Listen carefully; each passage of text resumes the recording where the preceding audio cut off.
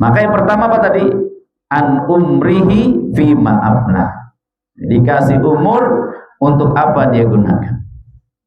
Yang kedua, an jasadihi fima ablah. Dikasih fisik, dikasih badan yang cakep, yang baik, yang sehat, untuk apa dia gunakan. Apalagi sudah Saban Sabtu Majlis At-Talim Az-Zakir ini Masya Allah giat sekali dalam berolahraganya, menjaga fisik. Ya, fisik itu perlu dijaga. Kalau udah sakit aja susah kita untuk ibadah, meriang aja, menggigil aja ya Pak ya. Ya. Apalagi bininya misalnya nggak mijitin, udah masalah. Tapi insya Allah lah ya Pak Haji dipijitin, disayangin ya, sehat ya. Apalagi rutin olahraga. Maka ibu-ibu yang belum olahraga Bu ya. Kayaknya berapa segelintir orang aja yang olahraga ya. Semuanya Pak iya? Enggak juga ya. Makanya instruktur bolehlah itu diworo-worin lagi, ayo ibu, sehat jasadnya, sehat hatinya, semuanya sehat. Maka itu akan mendorong kita hidup tenang, hidup baik. Ya, hatinya udah cakep, fisiknya udah oke. Mantap dia beribadah di hadapan Allah Subhanahu wa ta'ala. An jasadihi fima ablah. Dikasih badan yang sehat, fisik yang kuat. Untuk apa digunakan? Terus yang ketiga, an ilmihi fima amila fi. Ya. Dikasih ilmu oleh Allah, kita belajar ngaji, ya, dapat untaian nasihat diniyah. Dia dikerjakan untuk apa? Dari ilmunya itu dimanfaatkan untuk apa? Ya, untuk menunjang ibadah, cakep. Ya, untuk bersosialisasi, bermuamalah dengan baik dengan tetangganya, bagus. Ya, jadi an ilmihi bima amila fi. Ya, dikasih ilmu oleh Allah, diilhamkan oleh Allah tentang ilmu, pengetahuan, ilmu syariah, untuk apa dia gunakan. Terus yang terakhir, masalah harta, ditanya tentang dua hal. Min aina iktasabahu wa fima anfaqahu. Dari mana dia hasilkan tuh duit? Dari mana tuh harta dihasilkan? Hasil korupsi kah? Atau dari jalan yang halal? Kemarin gara-gara habis ngisi di KPK, itu MM-an Bu, ya Allah, ada bupati, ada sekelas menteri, ada sekelas apa lagi tuh. Ya, dulu gubernur, ada gubernur Sumatera. Ya. Jadi harta itu dari mana dia dapatkan dan untuk apa dia belanjakan. Itu. Maka ingetin kepada laki-laki kita, ya, abang dari mana ini duit? Ya, dari mana sih? Hasil dagang neng, hasil dagang mebet. Itu dijelas. Sesuatu yang haram maka jatuhnya haram pula. Ya, sesuatu yang baik masuknya baik, pasti keluarnya baik. Itu boleh juga ibu-ibu nanyain ke suaminya, dari mana ini bang hartaku? Bawa duit segepok ini banyak banget, dari mana ini? Ternyata hasil dari orang ada yang sedekah, ataupun dari bonus, ya, dari tempat kerjaannya dan sebagainya. Min aina iktasabahu wa fima anfaqahu. Dari mana dia dapatkan tuh harta dan untuk apa dia belanjain. Ya. Sesuatu yang haram maka akan haram juga akhirnya. Inputnya haram, outputnya juga haram. Ya. Tempe misalnya yang kita beli harganya 6.000, tapi kita tawar 5.000. Tuh penjual nggak mau, berarti yang 1.000 itu jatuhnya haram. Karena nggak ada kerelaan dari si penjual, kita asal comot aja. Nama juga ibu-ibu Arab semua. Kita goreng tuh, ya kita goreng, kita nikmatin, anak, suami kita nikmatin, masuk ke dalam perut, kita konsumsi sesuatu yang haram, maka nanti hasilnya pun haram. Ya, wajar aja doa-doanya nggak dikabulin, ternyata sesuatu ada yang nyangkut di dalam diri kita. Naudzubillah. Maka hal-hal itu kita harus hindari.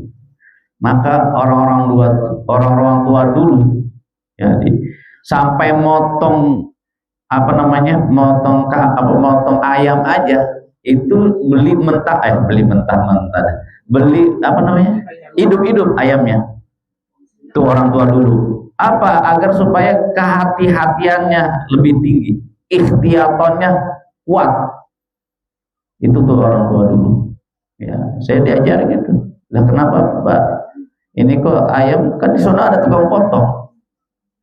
Ya kita nggak tahu dia sholat apa kagak, dia baca basmalah apa kagak, asal beng aja. Ya kalau kita kan enggak, kita beli hidup-hidup, kita bacain dulu, ya, baru kita supaya apa yang kita makan ini mengandung keberkahan dari Allah Subhanahu wa Ta'ala. Itu orang tua dulu. Ya, dikit-dikit ingat sama Allah, dikit-dikit doain. Walaupun lu kerja di mana-mana, tapi kalau sholat lu lupain, belangsak hidup lu. Begitu kan pesan orang tua? Iya. Jadi betul-betul masya Allah penuh hikmah orang-orang tua dulu. Tauhidnya kuat, fikihnya juga kuat. Ya. Dulu mah di setiap musola ada tuh air yang tergenangkan, sengaja digenangkan air. Habis ngambil wudhu, kita ngelewatin tempat air lagi. Itu apa? Ikhtiyatan, jaga-jaga agar supaya kita tidak terkena najis. Ya, saking kehati-hatiannya. Ya, apa-apa yang wajibnya udah aman, yang sunnah-sunnahnya dikerjain. Ya, aturan misalnya wudhunya cuma sekali boleh dan sah. Tetapi orang-orang tua dulu ngajarin di 3 kalikan ketika ngambil air wudhu. Walaupun sekali aja boleh, tetapi kita ngambil kesunahannya. Begitu. Ya. Kalau kita keluar kemana-mana dan sebagainya, jangan lupa sholat. Karena sholat itu tiang agama dan itu menjadi pembeda antara orang kafir dan orang mukmin. Itu pesannya orang tua. Para jamaah yang dirahmati Allah, ya mudah-mudahan dari pesan 4 tadi oleh Nabi kita Muhammad SAW kita dapat menjalaninya, dan mudah-mudahan dalam kehidupan kita tetap semangat dalam ibadah, istiqomah, ya namanya dalam kebaikan. Maka wajar para ulama mengatakan al istiqomatu khairum min alfi karomah. Istiqomah itu lebih baik daripada 1000 kemuliaan. Kayak memang berat istiqomah itu. Ya, continue. Biasanya sholat duha 8 rakaat saban hari, karena nggak istiqomah lewat tuh. Ya, apalagi di bulan yang masih mulia ini, bulan Zulhijjah, bulan yang Arba'atun Hurum, maka tetap kita pertahankan amal-amal soleh kita. Yang sudah biasa puasa lanjutin. Yang sudah biasa selawat dilanjutin. Yang biasa sedekah ya 1000 sehari monggo dilanjutin. Yang sudah sering kali ngajinya, ya sudah ditingkatkan ngajinya. Waqiahnya, Rohmannya, Yasinnya, sama apa lagi? Al-Muluknya yang sudah dilazimkan, monggo lanjutin. Ya. Kalau dengerin komentar-komentar masa iya cuma hanya 4 surat aja yang dibaca saban hari? Ya masih mending dibaca saban hari ketimbang lu nggak ngebaca acan-acan. Kan?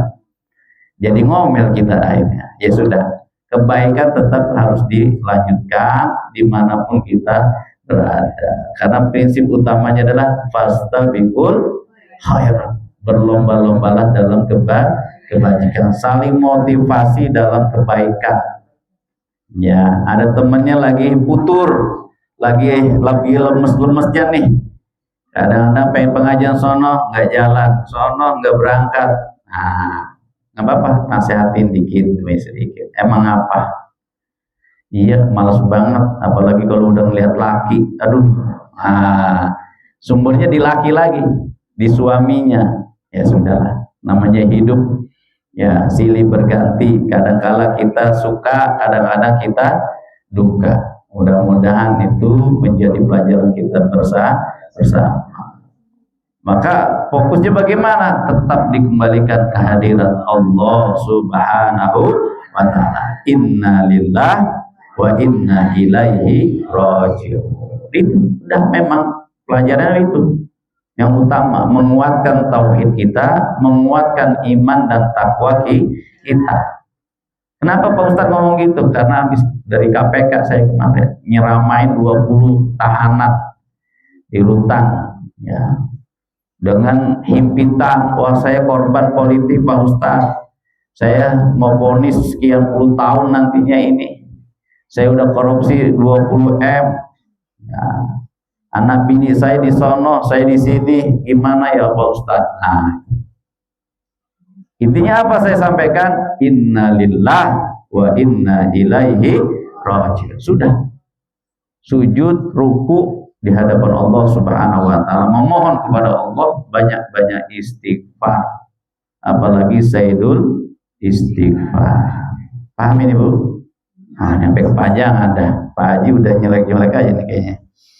Baik para jamaah, salawat serta salam mudah-mudahan tercurahkan kepada junjungan kita Nabi Muhammad sallallahu alaihi wasallam, para keluarganya, para sahabatnya, dan kita sebagai umatnya mudah-mudahan istiqomah dalam sunnahnya, dalam apa-apa yang diberitakan oleh Rasulullah sallallahu alaihi wasallam.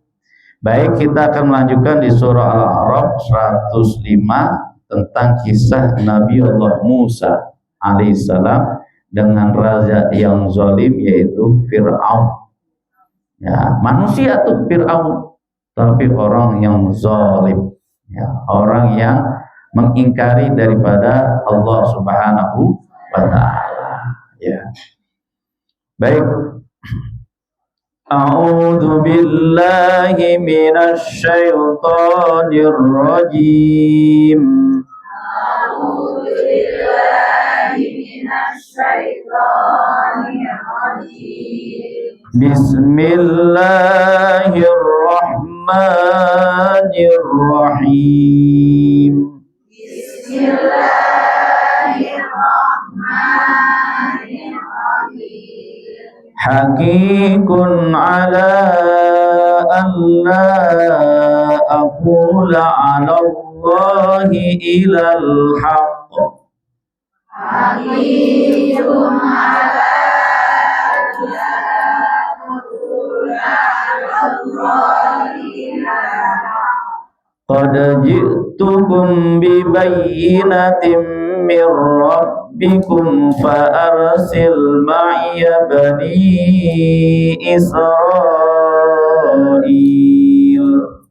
Qad ji'tukum bibayyinatin min rabbikum fa arsil ma'iya bani Israil.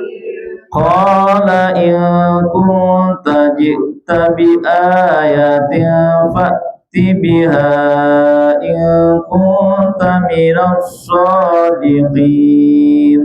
Qala in kunta ji'ta bi ayatin fa'ti biha in kunta minas shadiqin. Fa'alqa asahu fa'idha hiya thu'banun mubin.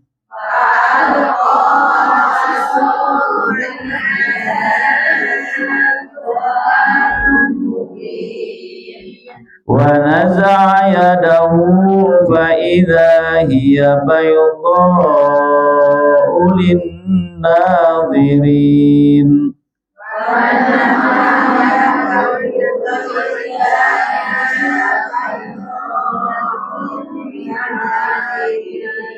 Qalal mala'u min qaumi fir'auna inna hadza lasahirun 'alim.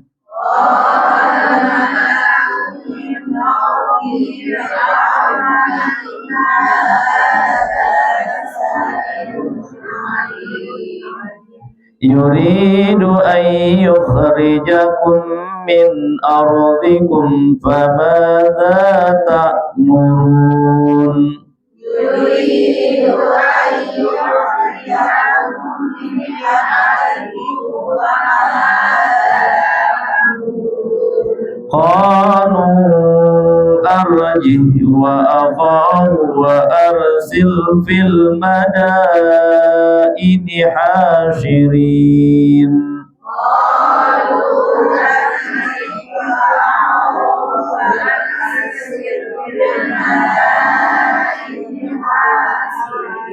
Ya'tuka bi kulli sahirin alim.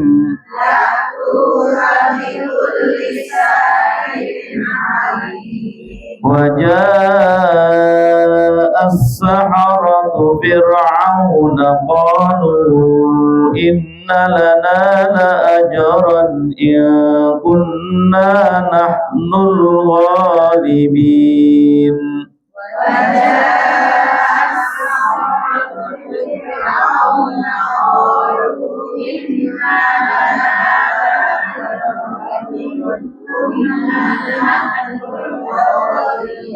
Qala na'am wa innakum laminal muqarrabin.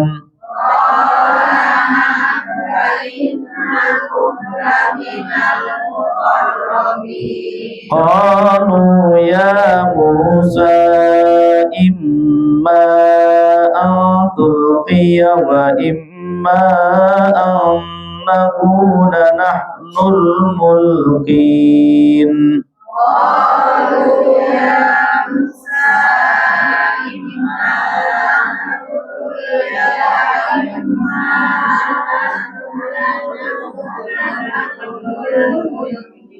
Qala alqu falamma alqaw saharu a'yunan nasi wastarhabuhum wa ja'u bi sihrin 'azim.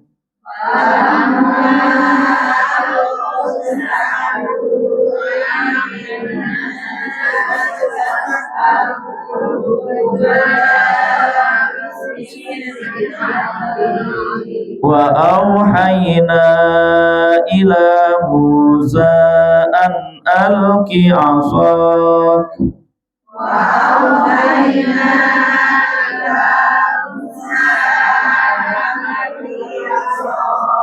Fa idza hiya talqafu ma yafikun.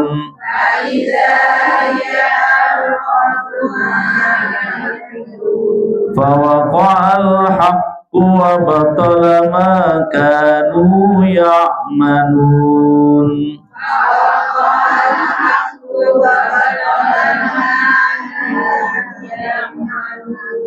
Fagulimu hunalika wa qalabu sagirin.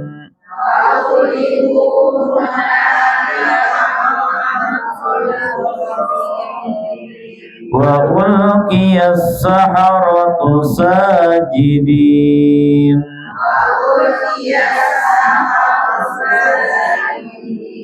Sadaqallahul azim. Ya, kita masih melanjutkan dengan kisah Nabi Allah Musa alaihissalam dengan seorang raja yang zalim, yaitu Fir'aun. Ya, jadi ayat sebelumnya di 104, wa qala Musa ya Fir'aunu inni rasulun mir rabbil alamin. Aku diutus oleh Allah Subhanahu wa taala. Ya, hakikun ala alla aqula 'ala Allahi illal haqq. qad ji'tukum bi bayyinatin min rabbikum fa arsil ma'iya bani Israil. Ya, jadi Nabi Allah Musa mendakwahkan Fir'aun, raja Mesir ketika itu yang berkuasa. Nah, sekarang nanti bisa kita tipe-tipenya Fir'aun zaman sekarang ada juga, ya, yang membangkang dengan ayat-ayat Allah Subhanahu wa taala. Itu Fir'aun kecil zaman sekarang, ya. Maka kisah-kisah para nabi dan rasul yang tertera dalam Al-Qur'an menjadi pelajaran buat kita. Aku wajib mengatakan yang sebenarnya tentang Allah, sungguh aku datang kepadamu dengan membawa bukti yang nyata dari Tuhanmu, maka lepaskanlah Bani Israel, ya, pergi bersamaku, ya. Hakikun ala alla aqula 'ala Allah illa bil haq, ya. Jadi mendakwahkan kepada Fir'aun tentang Allah Subhanahu wa taala. Qala, alhamdulillahnya masih bisa dijawab oleh Fir'aun. Qala in kunta ji'ta bi ayatin fa'ti biha in kunta minas shadiqin. Oke lah, wahai Musa. Dia menjawab, jika benar engkau membawa sesuatu bukti dibayinah, maka tunjukkanlah kalau kamu termasuk orang-orang yang benar. Nah, ini adu mukjizat, ya. Nanti kita ketahui dengan dihadirkannya tukang-tukang sihir dan ujiannya Nabi Musa dengan mukjizatnya, ya, disangkakan bahwa ini adalah tukang-tukang sihir, ya. Dibilang Musa ini adalah orang yang tukang sihir. Allah berikan mukjizat kepada Nabi Musa berupa apa? Tongkat yang bisa berubah menjadi ular besar. Dulu kan kita masih lihatnya di cerita-cerita, ya. Sekarang ternyata terbukti. Sama kayak yang dulu saya ceritakan tentang kisah orang itu nanti di neraka digosok, dibuanting, digedik, diapain, nanti diciptain lagi. Udah hancur lebur, diciptain lagi, dipukulin lagi, digedik lagi, dihancurkan lagi. Nah, untuk apa? Liyadzuqul 'adzab, untuk merasakan pedihnya siksaan api neraka. Nah, dulu kan kita bacanya cuma di buku-buku cerita, ternyata di Quran juga ada.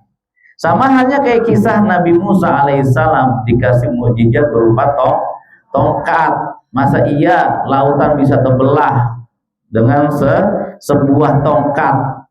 Ya, tongkat bukan sembarang tongkat.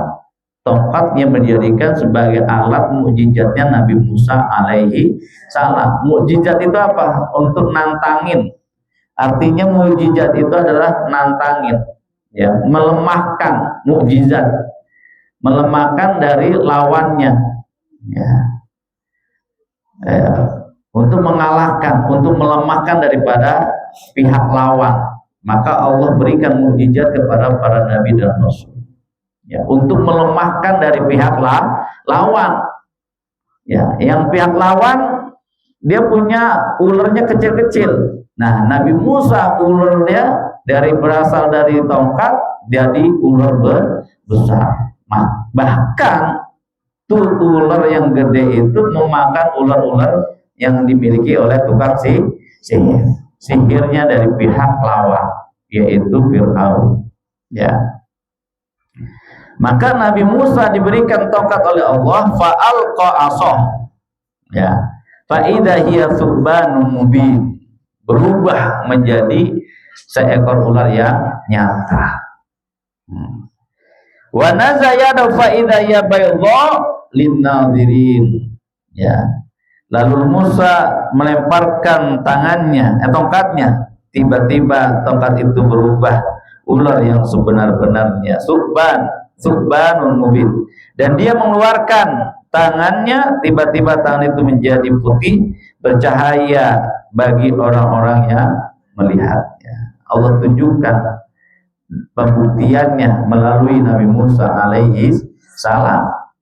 Karena Nabi Musa mengatakan ke Fir'aun bahwa aku mendatangkan kepada kamu bukti yang nyata dari Tuhanku. Bibayyinatin mir rabbikum fa'arsil ma'iyya bani Israil. Ya. Qala al-mala'. Nah, siapa itu mala'? Para pemuka-pemukanya Fir'aun. Ya. Qala al-mala' min qaumi Fir'aun inna hadza lasahirun alim. Nah, dituduhin tuh. Ya, nggak mau kalah. Yang tukang sihir padahal dari mereka, tapi menuduh Nabi Musa alaihissalam seorang tukang sihir. Pemuka-pemuka Fir'aun berkata, orang ini benar-benar penyihir yang pandai. Udah kalah mental tuh Fir'aun dengan pemuka-pemuka agamanya, pemuka-pemuka istananya. Yuridu ayyukhrijakum, ya, ayyukhrijakum min ardikum famada ta'murun, ya, yang hendak mengusir kamu dari negerimu. Fir'aun berkata, maka apa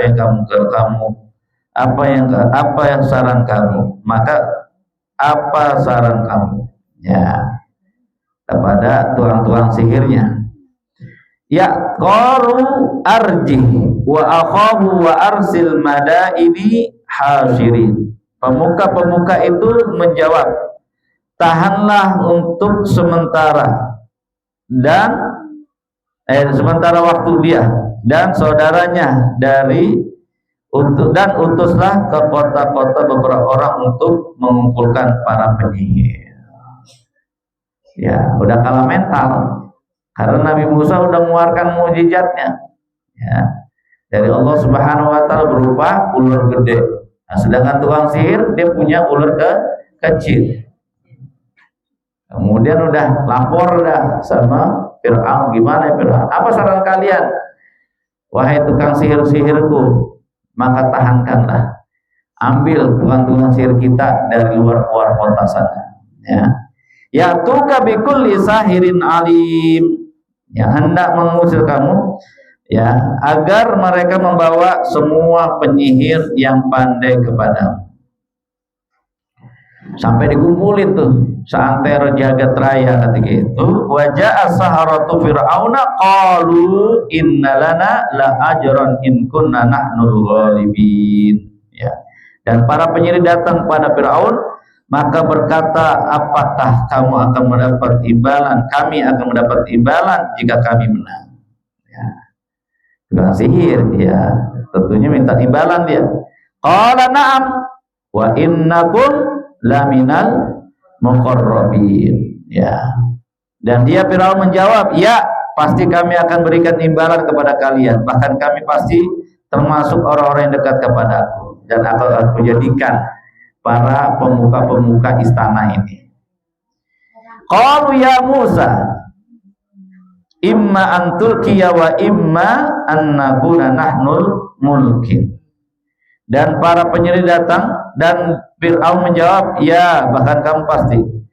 Mereka memberi penyihir berkata, wahai Musa, engkau lah yang akan melemparkan lebih dahulu atau kami yang melemparkannya, ya. Nah, itu adu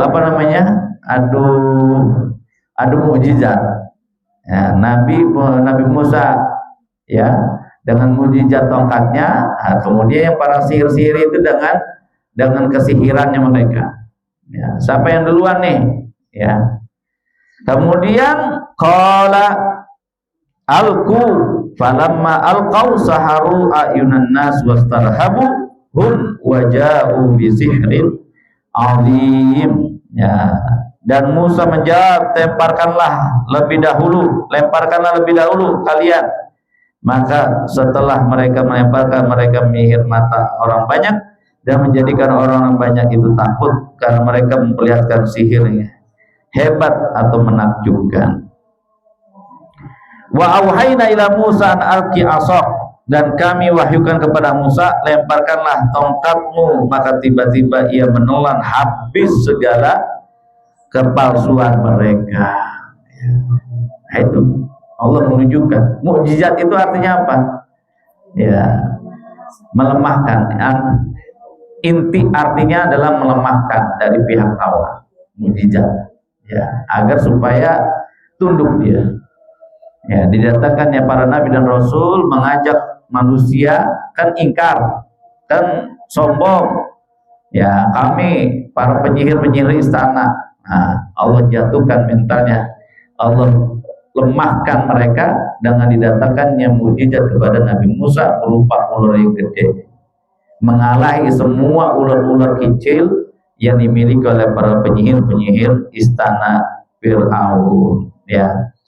Kemudian fa idza hiya talqafu ma yafikun, ya, menelan semuanya, maka tiba-tiba menelan habis segala kepalsuan mereka. Fa waqal haq wa batala ma kanu ya'malun, maka terbuktilah kebenaran dan segala yang mereka kerjakan jadi sia-sia, kalah. Ya. Kemudian faqulibu hunalika wan qalabu sagirin, maka mereka dikalahkan di tempat itu dan jadilah mereka orang-orang yang hina. Dan para penyihir itu serta merta menjatuhkan diri dengan bersujud di hadapan Allah Subhanahu wa ta'ala. Apa yang bisa kita ambil dari pelajaran ini? Ya, betapapun kuatnya, ya, bagaimanapun posisi manusia, ya, tetap dia harus patuh dan tunduk kepada Allah Subhanahu wa ta'ala. Ya. Fir'aun digambarkan sebagai manusia yang paling sombong. Ya. Sampai-sampai ketika diajak untuk bertauhid kepada Allah, dia mengatakan anna rabbul a'la, akulah Tuhanmu yang maha tinggi. Nah, itu kesombongannya. Maka wajar saja Allah abadikan jasadnya di negeri Mesir, ya, Ramses berapa itu? Ramses 3 kan? Jadi Fir'aun itu sebuah lakop atau sebuah nama para raja-raja. Ya. Fir'aun 1, Fir'aun 2, Fir'aun 3, Ramses 1, Ramses 2, Ramses 3, terus itu turun-menurun. Itu raja-raja Mesir. Nah, yang Fir'aun yang diselamatkan ini kalau nggak salah Ramses 3. Ya, raja yang sombong ketika masa dakwahnya Nabi Musa alaihi salam. Dan itu termaktub dalam Al-Qur'anul Karim dan Allah Subhanahu wa taala menceritakan kisah tersebut. Bagaimana kaumnya, bagaimana para pemuka-pemuka istana Fir'aun itu. Ya. Maka ini menjadi pelajaran buat kita, ya. Bagaimanapun posisi manusia, tetap dia sebagai hamba Allah Subhanahu wa ta'ala. Ya. Allah datangkan mukjizat kepada Nabi Musa untuk melemahkan. Kalau pelajaran-pelajaran kita, mukjizat itu apa? Sesuatu yang luar biasa, ya kan? Yang dimiliki oleh manusia pilihan Allah Subhanahu wa ta'ala. Itu mukjizat, iya betul. Tetapi makna sesungguhnya adalah melemahkan. Al-mukjizatu dia untuk melemahkan, ya, melemahkan dari pihak lawan. Ya. Tunjukkan kalau kamu orang benar, tunjukkan kamu betul-betul sebagai utusan Allah. Maka Allah takdirkan untuk diberikan mukjizat oleh Allah Subhanahu wa ta'ala. Ya. Kayak Nabi siapa? Nabi Isa yang lahir tanpa seorang ayah, dicemooh oleh masyarakatnya. Ya.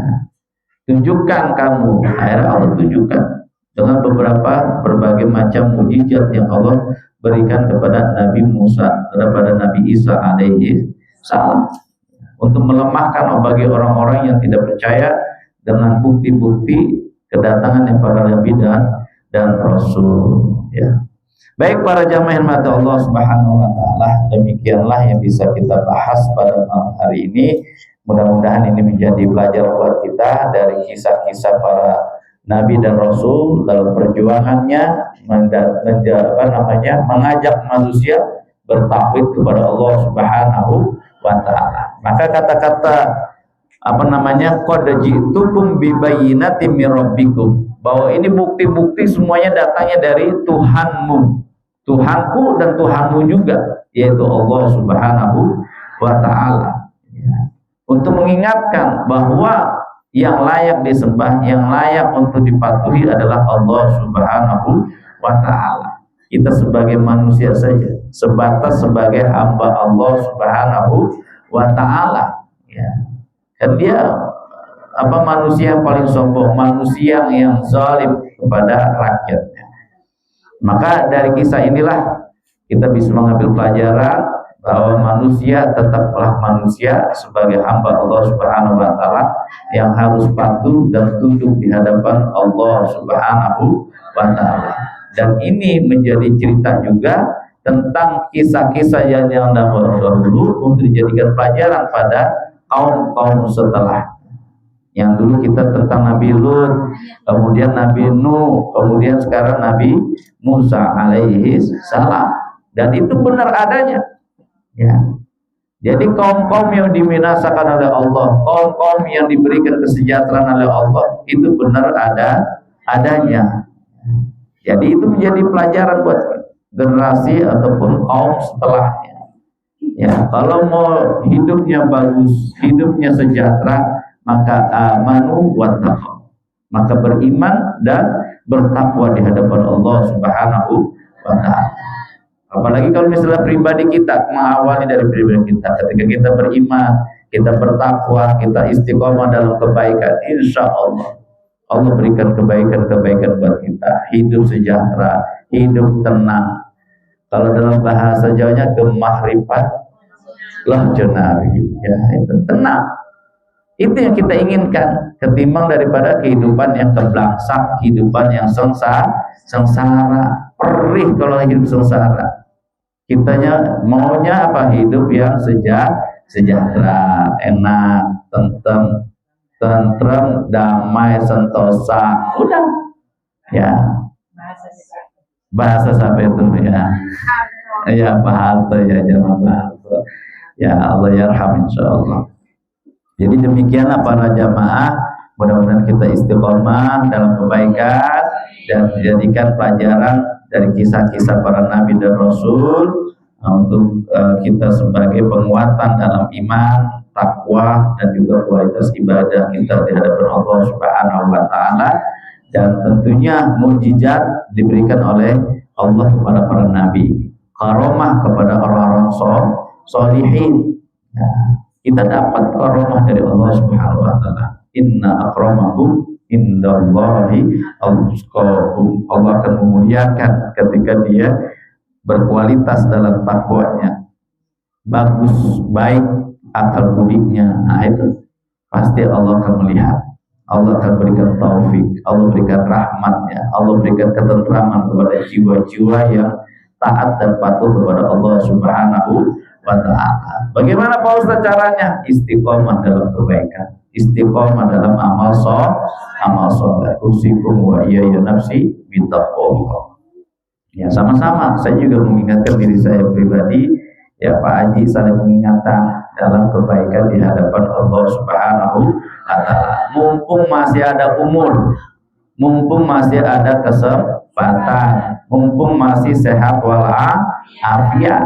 Coba kalau udah sakit, nggak bisa kemana-mana, nggak bisa ngaji lagi, cuma hanya bisa merintih di atas kasur, ya kan? Maka mumpung lagi sehat-sehatnya, ya sudah, kencengin ngajinya, kencengkan zikirnya, ya. Hampir belibet kita ngomong. Ya, kencangkan zikirnya, salawatnya kepada Nabi, kencangkan amal solehnya. Udah, insya Allah kelar urusan kita di hadapan Allah Subhanahu wa ta'ala. Yang aturan sempit jadi longgar, yang aturan susah jadi mudah, yang aturan sengsara jadi bahagia. Itu udah jelas. Ya, tinggal bagaimana memotivasi diri kita untuk mendapatkan ridho dari Allah, mendapatkan maghfirah di sisi Allah, untuk mendapatkan taufik dari Allah, ya, agar supaya Allah melihat kita, agar supaya Allah senang sama kita. Ya, tentunya kita harus menjalankan kebaikan-kebaikan. Ya. Man yuridillahu khairan yufaqihu fiddin. Siapa orang yang menginginkan kebaikan di sisi Allah, maka bertafakuhlah dalam agamanya. Ya salah satunya ngaji, apapun kita ngajinya. Ya berbuat baiknya kita tafakuh dalam berbuat baiknya. Kunci-kuncinya di situ. Nah, tinggal kuncinya udah kita dapat, tinggal ngerjainnya itu. Wallahul musta'an.